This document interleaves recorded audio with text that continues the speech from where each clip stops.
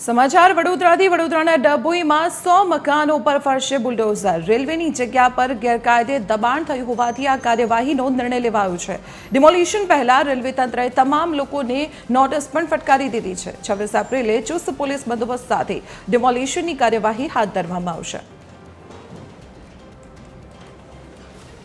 ત્યારે સંવાદદાતા વશિષ્ઠ ભટ્ટ અત્યારે અમારી સાથે જોડાયેલા છે। વશિષ્ઠ, જે દબાણ કરવામાં આવ્યું છે તેને હટાવવાનો નિર્ણય લેવામાં આવ્યો છે, સ્થાનિક લોકોની કોઈ પ્રતિક્રિયા?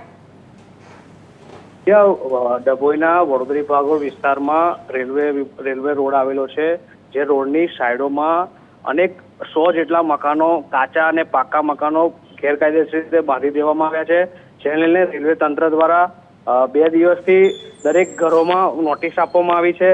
ત્યારે કહેવામાં નોટિસમાં એવું જણાવવામાં આવ્યું છે કે તારીખ 26 તારીખે આ બધા મકાનો બુલડોઝર ફેરવી દેવામાં આવશે।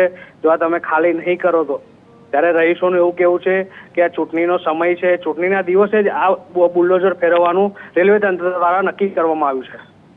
જી વશિષ્ઠ, આભાર માહિતી આપવા બદલ। તો ચૂંટણીનો દિવસ છે એટલે કે ચૂંટણીના માહોલ વચ્ચે તંત્ર દ્વારા કાર્યવાહી હાથ ધરાતા લોકોમાં પણ રોષ છે।